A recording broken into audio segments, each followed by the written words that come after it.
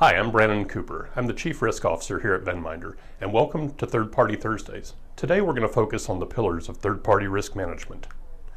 The regulatory guidance is fairly consistent on the broad pillars of sound third-party risk management practices. Fortunately, each area of the guidance pretty much agrees with one another in terms of what the basic pillars are. The pillars are very much interrelated and have a lot of overlap in terms of what activities are required. It generally starts with selecting a vendor.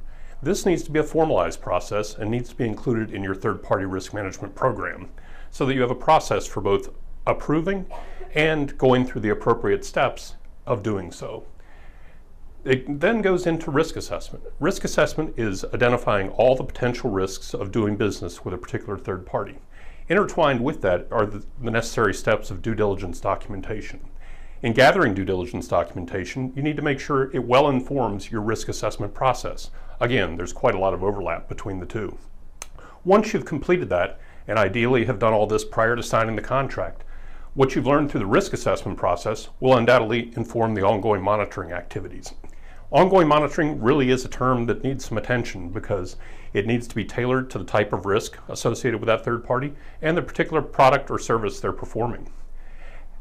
Coupled with all of this is the need to keep your senior management team well informed through a series of regular reports on each area of third-party risk management. And then finally, contract management. Ideally, it's a very centralized process that all works hand in hand with requirements in the contract in terms of additional items you may want to see from a due diligence perspective, address particular concerns that are raised in the risk assessment, and then finally, activities like service level agreements that you'll want to see from an ongoing monitoring standpoint. All these together form a well-managed third-party risk program. That's our show for today.